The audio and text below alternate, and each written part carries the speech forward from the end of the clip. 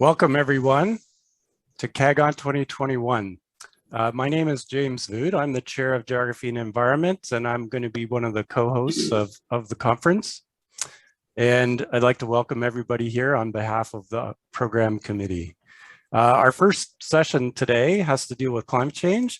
And before we get to climate change, though, I'd like to give a land acknowledgement. So I'm sitting here in my office today at Western University, which is the host for this virtual conference, which is on the shores of the Dashkan Zibi, which is known as the Antler River, or to some of those who live here now, also known as the Thames River. And these are the grounds of the traditional lands of the Anishinaabeg, the Haudenosaunee, the Lenape, and the Chunchungton nations. These are lands that are connected with the London Township and Sombra Treaties of 1796 and the Dish with One Spoon Covenant wampum.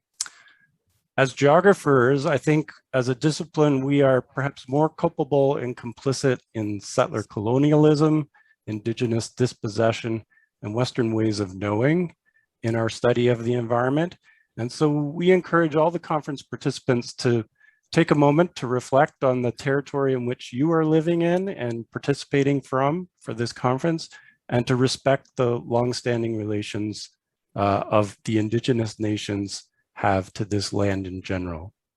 We acknowledge the historical and ongoing injustices that indigenous people endure in Canada, and to the impacts of settler colonialism on the CAGONT and its unjust impacts. The session at 4 p.m. today will be expressly looking at unsettling geography, opportunities and challenges for engagement in indigenization.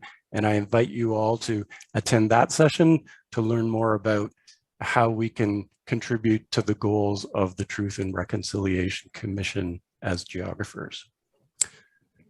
So thank you. Welcome to CAGONT, and I will now turn the proceedings over to the chair of the first session, Isaac Lugana. Isaac. Okay, thank you all for coming. We are going to move fast forward we have 5 panelists. Dr. Danielle Scott from the University of Waterloo, Dr. Danielle Way from our own University Western, Dr. Gordon McBean, our emeritus professor from Western, Dr. Reza Najafi, and Dr. Francisco Popelka. I will start by asking each of our panelists to say something very quick about themselves, starting with Daniel from Waterloo. Great, thank you. So I'm Daniel Scott. I'm in the Geography and Environmental Management program or departments at the University of Waterloo, not too far away from y'all. I started in climate change 20 some years ago, working for Environment Canada, way back when Gordon may have been my boss in some way, shape or form long ago, and then came to University of Waterloo as a Canada Research Chair almost 20 years ago now. Worked with the IPCC, various UN organizations, World Bank on a whole range of climate change issues, mostly as it relates to the tourism sector and conservation of protected areas. Thank you. Danielle. Hi, my name is Danielle Way, and I'm an associate professor in the Department of Biology here at the University of Western Ontario. I'm also the director of the Biotron Center for Experimental Climate Change Research, where we have this really phenomenal facility where we can actually mimic future climates and then study the responses of organisms to those changes. But I'm happy to be here. Thanks for inviting me. Thank you. Reza. Hello, everyone. My name is Reza Najafi. I'm an assistant prof in the Civil and Environmental Engineering department at Western University. I'm a hydrologist, and my study on climate change started with my PhD program close to 2009. And since then, I've been working on climate change impacts, on hydroclimate variables, on extreme, especially floods, and detection and attribution of climate change. Gordon. Hello, good to be here. I'm Gordon McBean. I'm a professor emeritus at Western. Well, let's say I started out on climate change probably before most of you were born. I started working on it back in the 70s, and in the 80s, I was chair of the World Climate Research Program's International Science Committee, and moved from being an Environment Canada scientist to a UBC professor and thought that I'd stay there the rest of my life since that's where I grew up. But unfortunately, I accepted a call from Ottawa, which asked me to come back because to become Dan Scott's boss. I didn't know that that was the main principal thing, but when I work out the timing, I started from 94 and I left in 2000, decided 6 years was enough as the assistant deputy minister. So anyway, I've been at Western since 2000 in geography and environment, and also appointed in political science and in physics.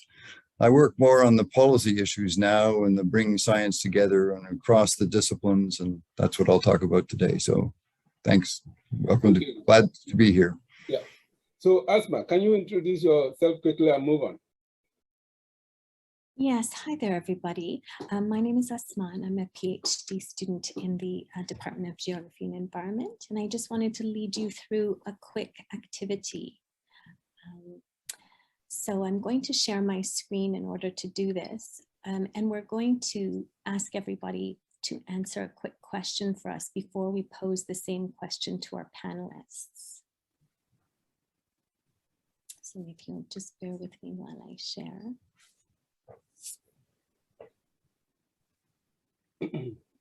So while Asma is bringing the question up, the question actually says, how can we bring disciplines together to tackle climate change issues globally, and especially those related to livelihoods and health?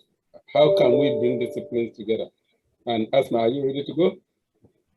Yes, unfortunately, my screen isn't doing a good job sharing for us.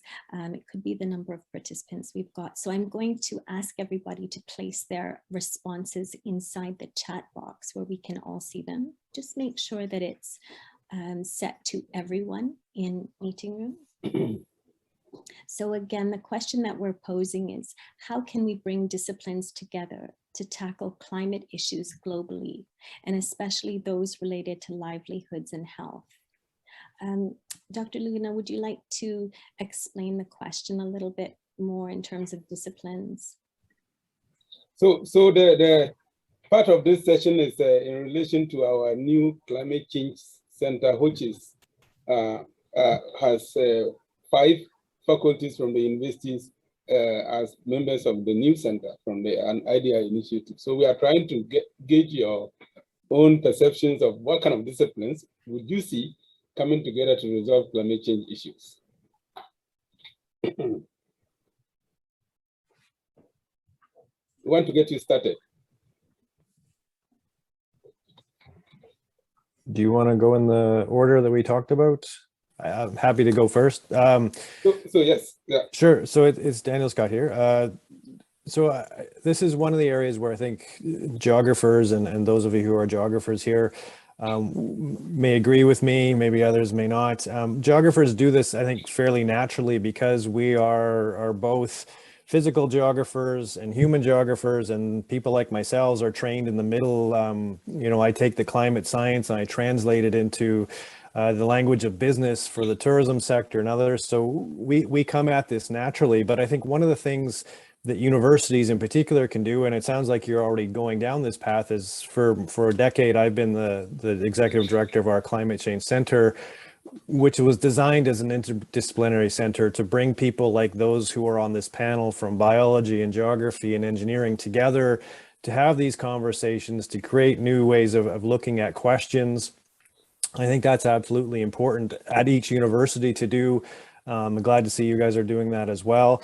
The other thing that I would throw on the table that we started about a decade ago is we created an interdisciplinary Master of Climate Change. So it is a program that's housed in geography, but every year and the mix changes a little bit. We have students everywhere from teachers to engineers to biologists, geographers, you name it, they come in and they take a core set of courses to speak each other's language, know the limitations of working group 1, 2, 3 in the IPCC, but then move on to some of the really interesting questions related to policy, adaptation, and mitigation, getting things done. So I think each university can do a lot of things before we even look at what can we do connecting the universities better as well. Nice. Danielle, you want to say something? Sure. Yeah, I think, I fully agree with what Daniel said about universities. And I think those sorts of interdisciplinary centers and sort of opportunities are really important for bringing people together. I think from an individual perspective, though, one of the other things to think about is to be open to those interdisciplinary opportunities. It can be really easy to stay in your own silo because it's comfortable and you understand the language that everyone uses. And I would say one of the things that I've learned most, I've been on a lot of interdisciplinary sort of large scale grants with people from engineering or philosophy or from other sorts of groups, is that, you know, you all have something to offer to that question, and to simply be open to the fact that it's fun and it's invigorating and it really gets at these hard challenges when you can actually go and work with people who are looking at it from a completely different lens. And just to be open to that, and also to be really open to understanding the different perspectives that all of those other different disciplines bring when you enter into those. So when you see those sorts of calls for interdisciplinary funding opportunities or for these sorts of centers, is to go out and grab that opportunity. I think that's something that we can all do as individuals as well.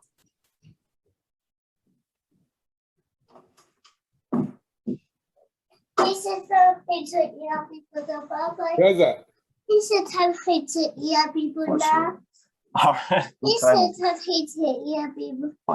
All right, sorry about that. So climate change by itself is one problem with multiple impacts, right? So it quite naturally involves and engages experts from different disciplines. It impacts the Arctic sea ice, it increases heat waves, it melts glaciers, it worsens droughts, increases global temperature, increases intense rainfall. And these all increase the number of people that are exposed to these natural disasters. Besides other health-related issues, the threats to the built environment and infrastructure, and causing or increasing the number of undernourished people, etc. So it requires people from different disciplines, from natural scientists, engineers, psychologists, even behavioral scientists, to work together to address these problems, to communicate the climate change and mitigation and impacts. So I think this collaboration is partly established naturally, as, for example, engineers, health scientists. They require information about future changes in the hydroclimate components that are provided by climatologists, hydrologists, and especially data analytics statisticians help with that. But partly, our academic structure is set up in a way that it might put some boundaries between disciplines, but establishing centers and groups that connect people from different departments to work together to address these kind of collaborative research problems is one way to facilitate that. Yes. Also, I think that holding, interdisciplinary workshops, seminars, conferences is one means to bring these disciplines together and to get familiar with the current research, and also to learn about the terms that are used in different disciplines. Sometimes one term is used in different disciplines with having different meanings. So simply to understand our language and to be able to better communicate with each other. Thank you. Got it. Well, thank you. We'll see if I can share screen as I'm trying to. Yeah. Oh, gosh. That's it. Yeah. Yeah. Okay. Well, I just wanted to say quickly that one of the ways I try and bring together people from the disciplines is make a point of how different the various parts of this issue are. And just as examples, the World Economic Forum puts out a global risk report every year. And here is an example of the most recent one, which shows the risks that are globally affecting societies in the next 10 years. And they look at likelihood and impact. And what we see here is that the climate environment issue, climate change, action failure, extreme weather events are the most, let's say, very high likelihood and very high impact in the case of not taking action on climate change. But also related to them are a whole bunch of societal events of livelihood crises, social erosion, public infrastructure. And we need to link all these things better together. And that means we have to deal with the transdisciplinary issues across the issues of For example, public infrastructure failure, making our structures such that when the extreme weather events happen, they don't get wiped out. Moving on quickly, just to say the IPCC reports, I just wanted to stress that, and I don't know whether you can see it on the top of the screen because it shows up anyway. The world is warming at about 0.2 degrees C per decade, but Canada is warming at about twice as fast as that, and the Canadian Arctic about 3 times as fast. And the last IPCC report in August 9th, 2021 said that it is unequivocal that human influence has warmed the atmosphere, ocean, and land. So we have now a strong scientific statement from the community that is unequivocal. And hopefully this will result in action, because we got to use that to address the issues of heat waves, heavy precipitation, droughts, cyclones, etc., which are happening more frequently now. And just to say, here's another example of the connectivity. If we're looking to the climate futures, we can look at the emission scenarios. And here's some various emission scenarios the IPCC was using. And corresponding to each of those are the issues of the warming. And the biggest uncertainty is not the uncertainty in the scientific predictions of climate change for the future, but the uncertainty as to what humans will do collectively, as for example, what's happening in Glasgow meeting right now. So we have to get these socioeconomic human actions and understood better, which needs an interdisciplinary, transdisciplinary kind of approach. And just to quote the Secretary General, in August, when that IPCC report came out, he said it was code red for humanity. And his statement yesterday was that the COP26 promises ring hollow and fossil fuels still receive trillions in subsidies. The UN chief calls for negotiators to pick up the pace. And I just wanted to say that these kind of things are important in how we as the science community across all the disciplines understand them, use them, work together to get actions to happen. And we've had some international actions to address the climate change issue, but from a broad interdisciplinary point of view. The International Science Council was created in June 2018 by merging the International Social Science Council with the International Council for Science to create one organization that brings together. The geographers were actually, interestingly, part of both organizations. But groups like geodesy and geophysics, which includes meteorology and oceanography, food science, remote sensing, were part of only the Council of Science. And the Social Science Council included people from Arctic social sciences, public affairs, economics, etc. So we now have them all as one international organization, and we tried to make all science for a global public good. And just the last I want to say is that we're trying to do this in Canada. We've now, as of a few days ago, to address the issue of bringing the transdisciplinary and community expertise together to push the climate agenda to accelerate integrated climate action. We have created the Canadian Association of Professionals in Climate Change, which is to be across all the disciplines, everything that's relevant, bring people together to address the issues. As the board chair said, that happens to be me in this case, to enhance the interdisciplinary nature, influence, professionalism, scientific excellence, and overall value of the climate profession within Canada and beyond. That's what we want to do. And uniquely, it will be the first professional association dealing with this. And we hope that this will make a difference. And so this whole deal of working together to address climate change, bring the disciplines together, I think we've been also motivated by the needs to address it. And this can be a much more effective way of doing it. So I'll stop there. Thank you. And if I can figure out how to do this, I'll stop sharing screen. Oops. All right, thank you, Gordon. So we will take questions at the end, but we're moving to the next question, which says that from your area, what are the 3 most important issues related to climate change that we need to understand? From your area? 3 most important things you think that we need to understand. Daniel? Sure, I'll give you a couple so I don't take everybody's airtime. Just one quickly, those of you who are watching the proceedings in Glasgow now will see statements from whether it's the Secretary General or different organizations, mostly focusing on ambition raising. So getting countries to commit to pledges that would keep us on track for a 1.5 degree future. I'd like to see a lot more concentration on not just the pledges, because many of us, let's face it, we pledge to lose a bit of weight every New Year's. That always doesn't pan out, right? Pledging net zero and delivering net zero are two fundamentally different things, whether you're a country, whether you're a sector, whether you're a company.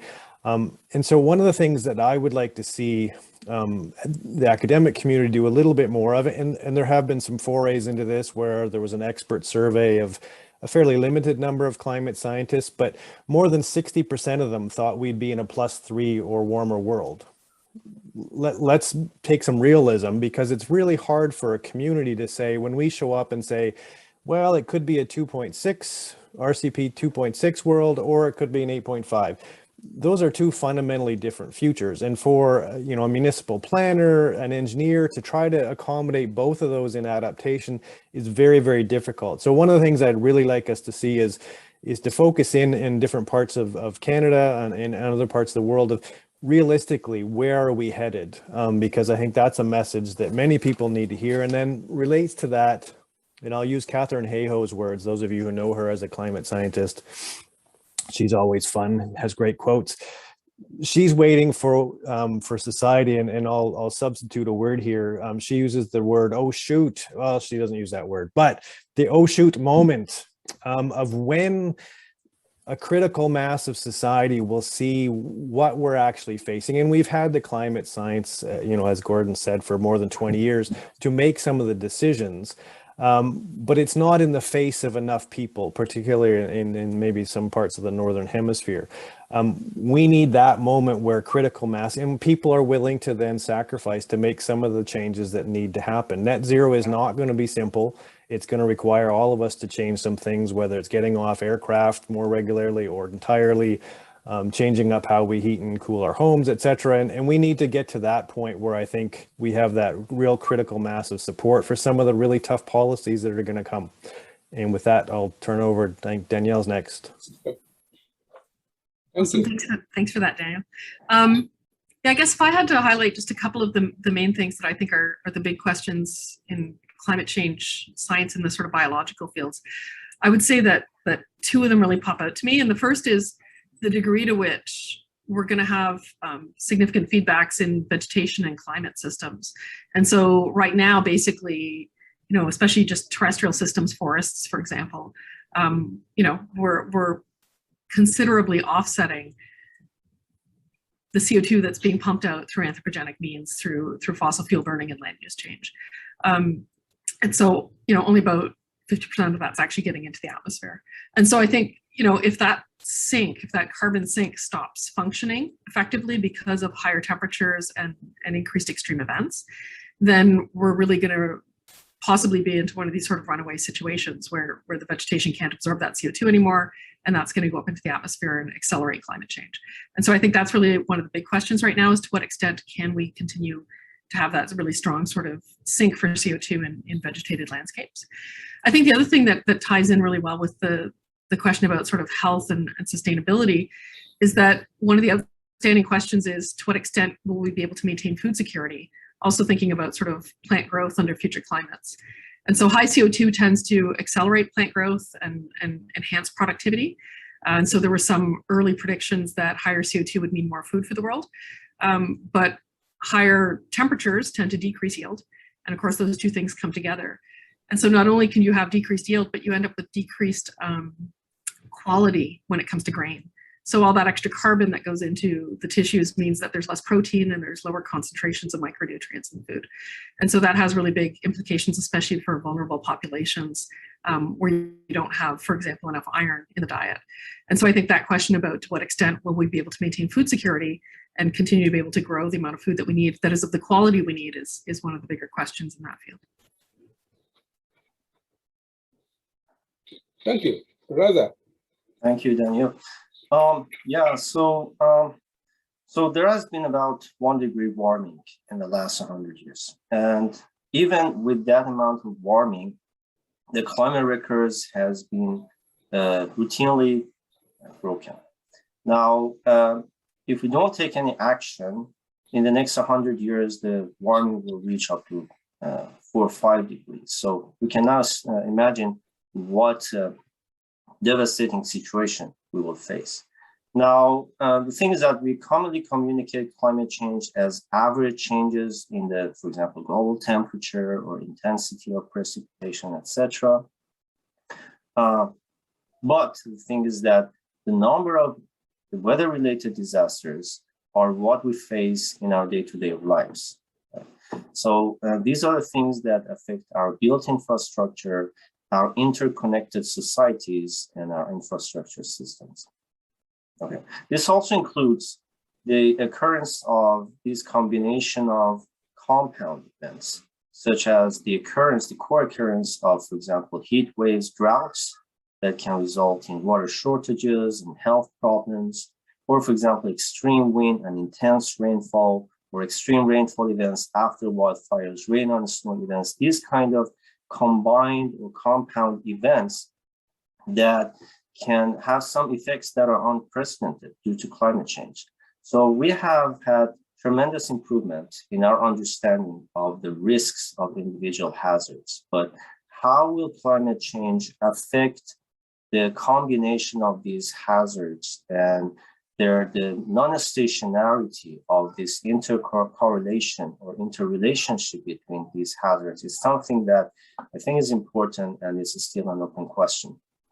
So I think the main challenge with respect to natural hazard is that these events can occur faster than an ability to adapt, especially in poor, marginalized countries and communities. And that's the big challenge. What we see in the trend of the natural disasters in the recent years that is becoming accelerated is that we are not just ready to respond to these events. The other thing that comes to my mind is the so-called event attribution studies.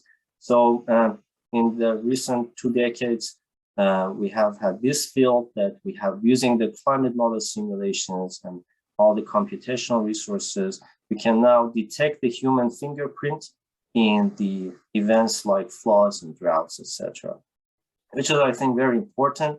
And that allows us to understand how much we have contributed to these intensified events. But I think this can be extended to these kind of compound events that used to occur quite rarely, but now we see those becoming quite more frequent getting into the future. So I think these are some of the challenges that we face and we should dig into further. Thank you. Gordon.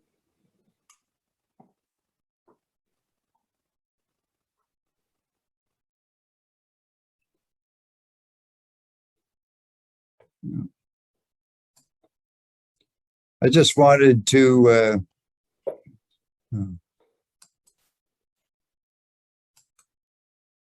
That is clear.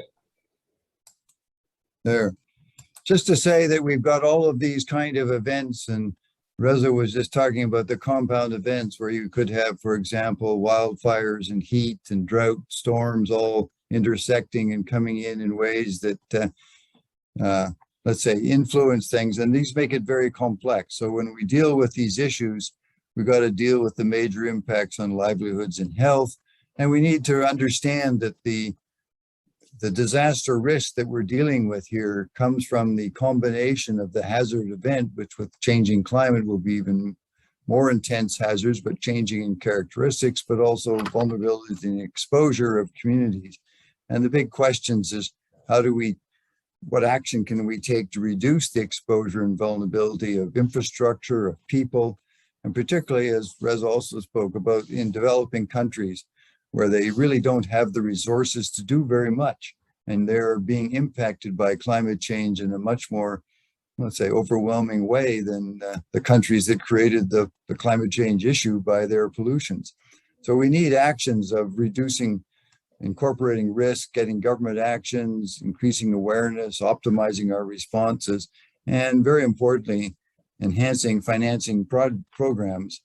And I could just say that we have had a recent project. I don't know how much of this in your screen you can see with us guys over the over the face of it, but we had a major study called Building Climate Resilient Communities, which was a SSHRC-funded knowledge synthesis grant, which we finished from 2020 to 2021, and several of the authors. But we decided from the team of 22 people from various disciplines, institutions, although mostly based in the London area, although not all, looking at issues like the impacts and adaptation resilience in heat effects, with Jamie Voot as the lead on it, construction codes, how do we build better buildings and infrastructure and those kind of things, urban flooding, wildfires, with Professors Greg Kopp and Dan Sandink and Dave Sills.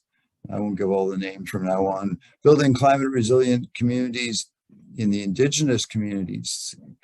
So we had a team there from the Indigenous group as well as others working with them to better understand how to deal with these issues. We need a lot of action on adaptation, but we don't yet have that. And one of the things that I found that motivates people to take action on climate change is when they understand the climate change impacts on human health. And the author team there of 6 people, including Isaac Lugana, led by Dr. Anna Gunz, who's a pediatric MD in the London hospital system, put together a very strong chapter on why action is needed because of the health issues. We talk about the need to adapt to it, adaptation, and there's the economics of it. And the economics show that money spent on adaptation, while it may seem large, is actually more than several times of it will be returned in a sense of savings by not having the impacts of the hazardous events. So there are barriers to adaptation. We have a special section on wildfires. And I just wanted to end by saying that for those who are interested, this report is available on the Western website. And there it is at the top if you can read it. And just to stress that what are the 3 most important issues that we need to work with and need to understand is how do we reduce exposure and vulnerability? And quite frankly, how do we get governments to act on this? The government of Canada and most others have been talking about this for decades and made commitments for the last 20 years, and yet most of it has not really led to action really happening. And how can we motivate all society to act on these kind of issues? These are social, cultural, economic, and other dimensions to it. So I'll stop there now, and got 1 slide left for my the final question. So if I can unshare, I forget how you guys do that, but you take me out there. So our last question before we open the floor, back to Danielle, is a long question that I put up on the chat. There's now a new coalition of universities calling themselves the U23. That their mandate is to work together on climate change issues. So we want our panelists to make their comments about this new initiative and whether Ontario universities should actually be what they should be doing within the group, or whether they should actually be members, and what actions students and faculty, especially those of us gathered here, can actually do. What can people do to help with related to climate change? Daniel, go first. Sure. So I'll start with the first point on university or higher education coalitions on climate change. And a couple of years ago, the research center that I run at Waterloo, we looked into this question because we were actually part of 3 different ones at the time. And we were trying to decide what was a good strategy of moving forward. So we were part of a Commonwealth one, we were part of one that was the International Association of Universities, have them clustered by SDG. So there was a climate one we were part of. And then as the University Global Coalition that our president was part of, we were part of one as well. When we started looking around, we found that there were actually 16 climate change dedicated coalitions of universities of various types. Some that had been functioning since like 2005 or so, I think was the oldest. They all had a number of different focal areas and different level of activities. And then we found another 16 that again would be focused on the whole range of SDGs, but would have a climate change one. So there's a lot of activity out there, and having reviewed some of what these coalitions do, I wouldn't say it's a must. It can help, but there's so much more that universities can do on campus, and that'll lead me to my sort of second point of, what can students do? What can they ask of their administration? What should they demand? One of the things I think we've failed as universities actually is to deliver climate literacy broadly across the students that we graduate. And I give you an example. I consider Waterloo a leader in the climate change education space because I've taught a dedicated climate change course for 20 years. We've had a Master of Climate Change for 10 years. Yet when I work it out, we probably graduate 3% of our students that I would say are climate literate. Yes, it's touched on in health, it's touched on in our engineering faculty, etc. But less than 5% of our students take a full dedicated course on climate change, where I would say at the end of it, they are literate either as a professional or as a citizen. So there's a lot more we should be starting there. And I think that's one of the things students should demand is courses, no matter what program you're in, you graduate as climate literate. And then, as one example, I've had students come to me, they're in fourth year, they take, a second year climate change 101 type course, and they've come up to me at the end of it. These are engineers or others come up to me and say, why am I hearing this now? And I sort of was taken aback a little bit at first, but they say this is turning on its head a lot of the things that I've been trained about for the last 4 years. This is so relevant, and I'm hearing it now on my way out the door. That's not what we should be delivering.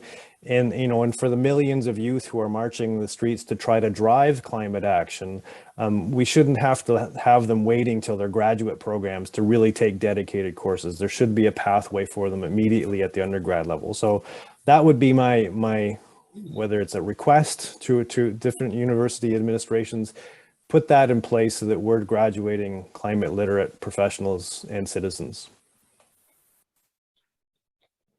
Yeah, Yeah. I really like that. I mean, I also teach a global change biology course, and because of the complexity of the questions involved, it tends to be an upper year undergraduate course. And as Danielle said, you end up with a lot of people who are wondering, what they can do at the end of it, where they can go from there. And I think integrating that throughout the experience, throughout that learning experience would be really important. I think from my perspective, the other thing is that, universities should be leaders on this topic and not, and when I say that, I really mean by action. And not just by talking about it. And so, you can join different groups, you can say a lot of things, but I think really what we should be demanding is action. I mean, university campuses should be net zero, right? If we can't afford to do things like retrofit buildings and build new ones and develop these sorts of systems with the type of knowledge base that we have on our campuses, then how can we expect the entire society to do this? I mean, we should be basically demonstrating those solutions and really leading the charge on this. And I think that's a really great opportunity. It does cost money, and I realize that it costs money, but I think if you want to be showing that this is the way that we have to be going in the future, then we have to kind of put our money where our mouths are in that sense. And I think that's something we should be demanding, is that this shouldn't be over the next 30 years we will do this, or we'll have yes, we have recycling and those sorts of things. It's got to be a bigger scale commitment to really show that commitment, I think, to the students and the faculty, and also just to the broader community. Sort of show the way about how we could be using green technologies to run our buildings and our systems. How do we make these sorts of solutions work? And if you can make them work here, then again, it's a really nice demonstration of how they can work elsewhere. Thank you, Reza. Okay, so yeah, I agree with what Daniel mentioned, and that as given that we are dealing with a global problem, we want to make sure that as many people and institutes as possible are involved. Just to communicate the impacts, to talk about this resilience plans, the policies, and to increase the educational level for climate change understanding.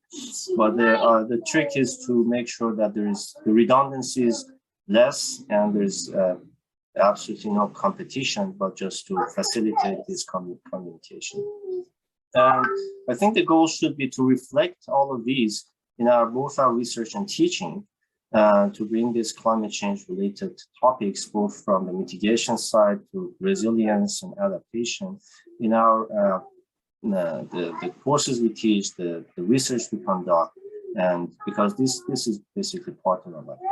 And related to the actions, I also agree that it should be starting from the universities. We should be the role models in developing sustainability measures, resilience plans, and mitigation, climate change mitigation, from our individual level to our structures, the buildings, etc. And the way we behave, the way we consume, from food to water on campus. And also to increase our knowledge and communicate with the local communities and the decision makers at multiple levels. And of course, to establish these collaborations, to hold workshops and communicate our knowledge and research findings related to climate change to the community and to the decision makers. Thank you. Gordon. You're mute. Mute. There. Now am I able to chatter away as usual? Okay, I just wanted to say that in terms of this issue, I fully agree that we should be taking action and universities can do things about this. I think one of the issues we've had is that although some universities, like as Dan has talked, Waterloo, and I'm now seeing very pleased with the actions at Western to create the IDI that Isaac is leading and these kind of things, is that many universities are still stuck in that old mold that went back centuries or decades at least, of very traditional disciplinary boundaries. And climate change, we need to go beyond the disciplines that traditionally are the way we've set up universities and also our academies of science and things. I don't think there's any category of the Royal Society of Canada that you can be elected to if you're multidisciplinary. You got to fit in one box or the other. Anyway, I won't go into a personal example there. I am a fellow of the Royal Society of Canada, but I don't think I could be elected now because they'd say, well, why on earth did you change from being a pure natural scientist to being a policy wonky? Well, anyway. I think the other thing I'm just suggesting, just to broaden this a bit, is that we can take actions and work with and contribute to global programs as we do in Canada.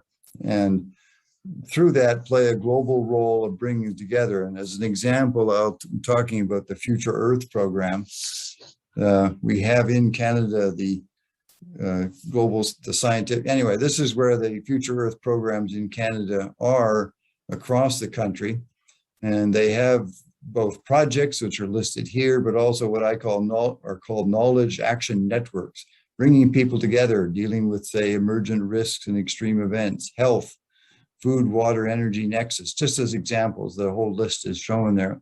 And these ideas are to bring together the groupings of people by disciplines and issues on a global basis. And we have through the Montreal Hub, and again, it's hidden behind your screen, at least in my version of this. We have a Canadian Scientific Hub, which is located in Montreal. It's actually on the campus of Concordia University, where our Western president used to be the president. That's where I first met him. And one of the projects that Eliane, who's the leader there, has is on societal transformations for a healthy and equitable planet and sustainability in the digital age, where they're working together to bring these issues across. And the Future Earth program was actually created internationally by merging programs on the geosphere, biosphere, on human dimensions, on social issues and that kind of thing into one program in 2015 to create an integrated across the issues to address the issues through research innovation to get sustainability. And I think when we talk about climate change, we need to recognize that climate change and sustainability are factors that need to be, along with others, very much brought together. So we need that kind of multidimensional view of things. So my last slide is my closing slide of all of those, but I'm going to show it anyway, just to say that in my opinion, we need to get to the issues of climate change as an issue of intergenerational, national and international equity and ethics. We've got to reduce emissions and bring in adaptation for all now and in the future for all people, young people all around the world. this is a classic picture I really like because this is actually my daughter and her husband and 3 of our grandkids. The 4th one was taking the picture, and that arm sticking in there is actually mine, but I took him out of the picture. But the idea is building on science for the benefit of our children and grandchildren. And here we had the London Climate March a year or so ago now. Unite behind the science, save the earth. These mom and dad with the kids were very pleased when I said, can I take your picture and use it in these kind of presentations? So we can, I think, use this kind of actions of families and the global situation to motivate action across all of these things. And our students can play a role in it. This is where university students are quite often. We have international students, which are great benefits to us and hopefully to them, then working together to address these issues in this multidimensional and issue of equity and ethics way for all. So with that, thank you for your actions that you're going to take and your attention from me chatting away now, and I'll get out of screen sharing again. Good, thank you. So thank you very much to all panelists. I put a request for questions in the chat box, and Asma will help us moderate the questions for all panelists or individual panelists. If anybody has a question, please let the questions come now.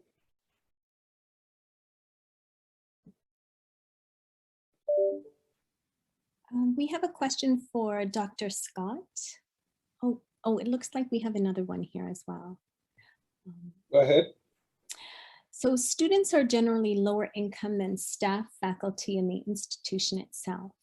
How can university policies address social justice, inequality issues related to climate on campus given this type of inequality? Example, some universities have mandatory fees for students that go to climate solutions. That one's not necessarily for Dr. Scott, but anyone else? Sure, I'll give it an initial response, and I think that's an excellent question. And it relates, one of the things that we've looked on our campus as part of our Master of Climate Change course, we actually have a projects-based course where we can look at some of these questions like the ones you've posed in terms of student housing, access, transportation, where they're living, are they in flood zone, like the list goes on. And so it also gets back to the point that many of the panelists have brought in, that climate change can't be dealt with in a silo. So it can't just be our climate change master's program. They have to reach out across campus to the many different types of organizations. Many of them are student-led that deal with justice issues beyond just the climate piece. And it's that true collaboration, I think, as well as, in particular, we made a focus, I think Gordon mentioned this as well, of trying to connect to our international students that come in. We've tried to build that program to bring in regional and some of these equity voices from different parts of the world, because they make the dialogue in our courses so rich. What a Canadian student that grew up in Southern Ontario has experienced or thinks of climate change is fundamentally different sometimes than somebody that's come from the Caribbean, for example. So I think that it's a really interesting question that all campuses need to grapple with a little bit. One of the things that we've actually done that I think was really important is to provide equitable, at least transportation and housing. The university has put some resources and put some of those mandatory fees, as you said, so that all students have public transit access, no matter what student, no matter what background you come from across the community. So there are initiatives like that you can take for sure. And we also have another question. This one's for Dr. McBean. Where can we find more information on the U23 Coalition of Universities working on addressing climate change? I just posted the link for everyone. So if there's another question, you can move on. I posted the link on the chat. Okay, we have another question here. What is your message to our students regarding climate change and the future? That one's for anyone. Is this to all panelists, I believe? Go ahead, Gordon. I might go after you. I think I think this is an example of an issue that we can talk to students about. And I try and explain it, as I was somewhat talking about in my last slide, that it's an issue which really has so many dimensions to it. And it's part of both, it's a challenge, but an opportunity to make a difference. We don't want to become, let's say, overwhelmed by it in the sense that we can just say, well, walk away and say, there's nothing I can do about it. There is something you can do about it. We all can take our actions, work together, and we can work together with other countries. We can work together across disciplines to better find ways for better having safe homes and property and things. And just noting Dan's comment on the international one of the really interesting projects I had as a research program was what was funded by the International Development Research Center of Canada and it was set up as Coastal Cities at Risk Due to Climate Change. And we had a group from University of Waterloo, Linda Morch and others on it, and others working together. But the team also included professors and graduate students in university in Manila, universities in Bangkok, and in Lagos, Nigeria. And when we came together as groups, it was really fascinating and very beneficial, I think, across the whole team to learn from each other. And I think as students, I like to motivate them to think of working and not becoming too narrow. But if that's their choice, that's okay. But I'm just saying is that for most of us, the ways of doing things is to be broad in our thinking and bringing different things together in these kind of ways. So over to you, Danielle. Yeah, I get this a lot in that third year course. And I think the thing I really try to emphasize to my students is that, as I've seen it put recently, this is really the generation that has the knowledge of where this is going and why it's happening, and also the chance to change it before it causes even more severe issues. So this is really this is the time that this has to be fixed. And I sort of highlight to them that, education and getting people out there is really important, but that also things can happen really rapidly in society once there's a push from enough people. Because, when it comes to, I'm sure Gord will agree, what politicians care about what their constituents think and whether they're going to get voted in. And so, for example, if there's not, you've got to get out and vote, you've got to be politically active, and you've got to emphasize that this is a major driver in your decision about who you're going to support. Because once that support is there at a broad societal level, the policies will follow, and things can happen really quickly and just sort of, and you want to be on, the one trajectory that Gord showed when you were looking at those IPCC reports. You need to get there fast. And I think we can do it. And that's the other thing, is to try to emphasize that we can do this. But what you need to do is really get that broad support. And a lot of that, individual actions are important when it comes to what you do with your own carbon footprint and such. But I think that political awareness and the ability to go out there and politically agitate is probably going to be one of the most important components in making that change. Yeah, I just echo Danielle's point that you use your voice, advocate. That's how systemic change is going to happen, instead of nibbling at the edges. The other sort of key point that I emphasize in my classes, because when you deal with this stuff day to day, as we all do, it can get depressing, and you can get to that point where certainly you feel the anxiety, and more surveys of youth are showing that. But stay positive. Defeatism, as they say, is just as paralyzing as denial on climate change. So people ask me, am I optimistic? I say I'm more of a determined realist. And you just have to put your nose to the grindstone and keep working at this. Hopefully we get there and keep things at 1.52, but every tenth of a degree is going to matter. So even if we don't quite keep it at 2 degrees, if we hit 2.1, whatever the case is, that's far better than hitting 4. Yeah, these are great answers. I just want to have a quick thought on that. So when we talk about climate change, it's about climate change mitigation, reducing greenhouse gases, as well as how to deal with the impacts of climate change. I think the period where students are on campus studying for bachelor's, master's, PhD is a great opportunity to educate yourself using available courses, all the activities related to climate change, and also demand for more educational resources from the department faculty to develop maybe new programs that emphasize more on climate change, to communicate the impacts of climate change to the society.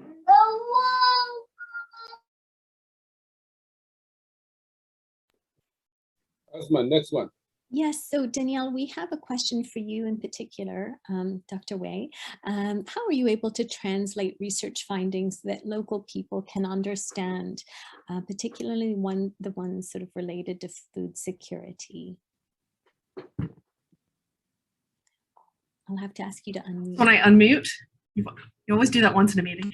Yeah, I think trying to get people to relate to things like food security is sort of showing them the sorts of changes that you might expect in the amount of food that's produced, globally, what that would actually mean for the number of people who don't have enough nutrition.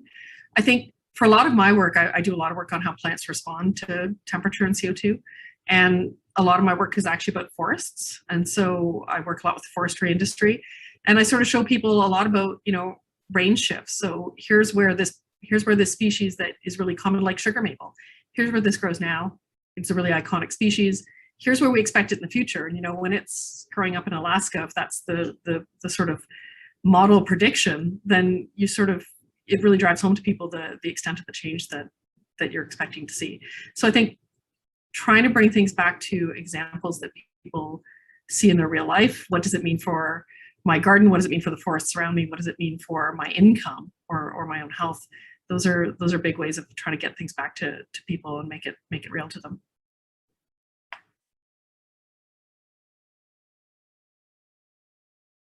Okay, thank you. How about any advice on agitation? Do any climate courses at your respective universities include an activism component?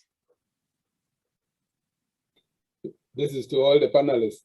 Whether your courses I can tell you that as far as I know, certainly biology doesn't have anything along those lines. But it is something, again, that I get a lot of is a lot at the end of the course is people saying, well, what can I actually do with this?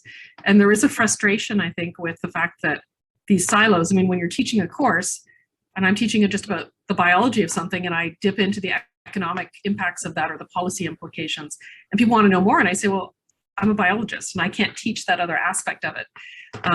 But I think these sorts of political activism issues are things that could be woven into a lot of other aspects of class material or other university life.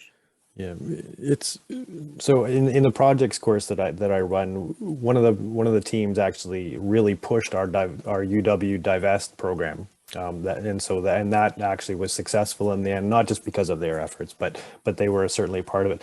I think it's a challenge as an instructor because what is activism to some, and I have another student who comes and they just want to do, they're an actuarial and they want to do risk assessment for the markets. They don't want to hear about activism as somebody else might define it.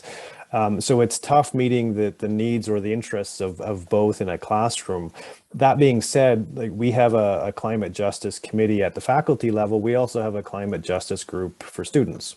And that is a place where activism has an awesome home. And they've had, as Gordon said, everything from the Fridays for the Future type marches we've had in town to other types of campus activities. So that's a place where I'd say there's even more freedom for students to be creative and vocal with their voices, both for our administration is actually outside the classroom is a great place for some of that activity. Yeah, just quickly to say, just following what Dan just said, is that two of my granddaughters are students at Trent University, one in environmental biology and the other one in forensic science, and they work together with other students and have created environmental clubs and that kind of thing, and more activist orientated. They've had me down giving talks to them, and when COVID's over, I'll be doing it again, I hope, and that kind of thing can help motivate. So I think the actions that students, and we should encourage them to do these things, can take by grouping themselves together, not in the formal classroom, but on campus, and be supportive of those kind of things, because that can really make a difference, because it's their activities. The student, the marches of young people have made a huge difference in climate policy, at least in the political sense of them. Thanks.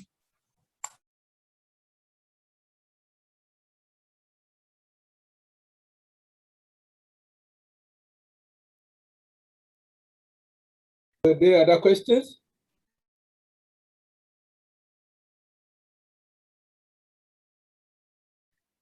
Well,